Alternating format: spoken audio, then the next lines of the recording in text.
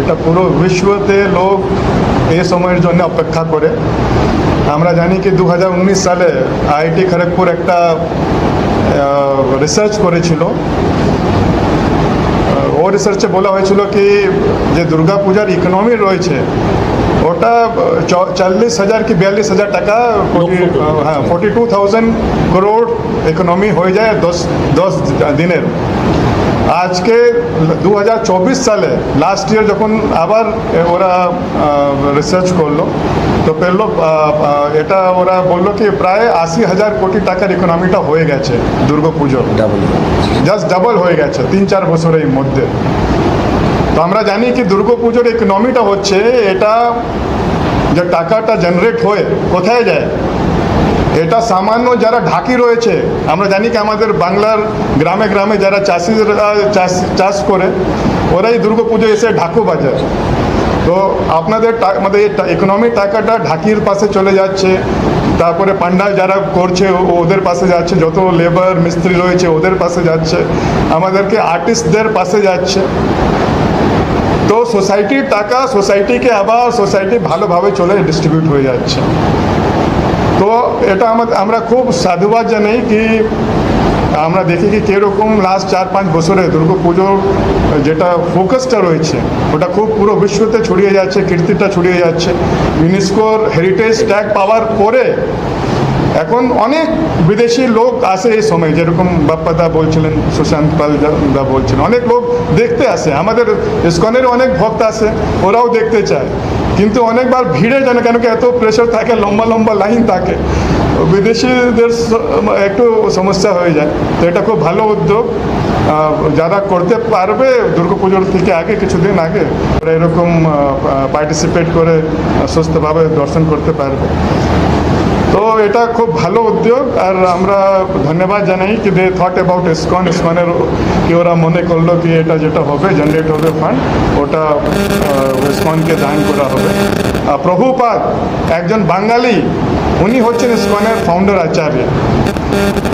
উনি এত বড় ইসকন সংস্থা পুরো বিশ্বতে ছড়িয়ে দিয়েছেন, আর আমরা গর্ব থেকে বলতে পারবো কি যে বাংলার কালচার যদি অ্যাম্বাসেডর বলতে আপনি জানেন তো উনি হচ্ছেন প্রভুপাদ, একজন বাঙালি, টালিগঞ্জে ওনার জন্ম হয়েছিল।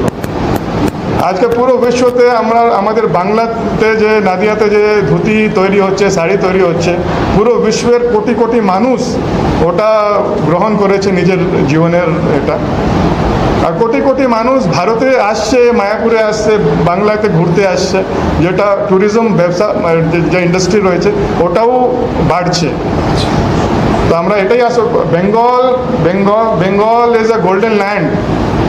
আমরা জানি যে এখানে কালচার রয়েছে, এখনও কালচার শেষ রয়েছে, এখনও পাড়া পাড়াতে আপনারা চলে যান, সবাই যখন দুর্গা পূজা থেকে আগে থেকেই প্ল্যান করতে শুরু করে দেয়।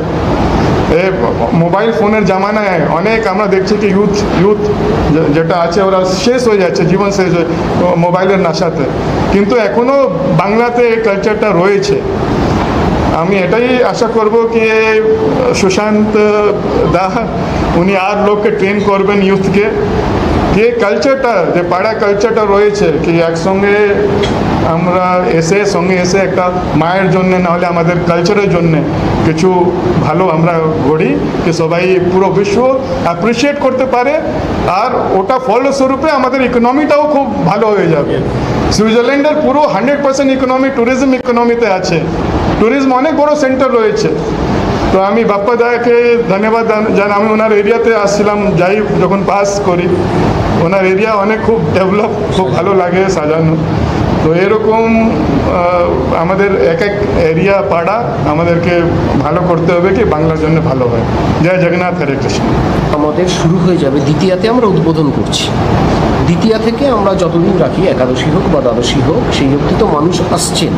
এছাড়া ভিআইপি পাস বলে বিষয়টা নয়, আমাদের কিছু গেস্ট পাস থাকবে। হ্যাঁ, ধরো এই দুর্গাপুজোর তৈরি হওয়ার পেছনে তো অনেক কর্পোরেটস আছে বা অনেক মানুষের সাহায্য আছে। তাদের পরিবারের জন্য আমরা একটা গেস্ট পাস করব। একটা হচ্ছে যে স্পেশাল অটিজমের যে সমস্ত বাচ্চা স্পেশাল চাই, তারা তো ঠাকুর দেখতে বিয়ের মধ্যে আসতে পারে না। তাদের জন্য আলাদা ব্যবস্থা থাকছে, র্যাম্প থাকছে, হুইল চেয়ার থাকছে। আমাদের কবে থেকে থাকছে সেটাই সেটা আমাদের 22 তারিখ উদ্বোধন যেদিন, সেদিন থেকেই সেই ব্যবস্থা আমাদের থাকছে। হ্যাঁ, এছাড়া আমাদের টিকিটিং শো এর সময় যদি এরকম কেউ আসে তাদের জন্য একই রকম ব্যবস্থা আমরা রাখবো।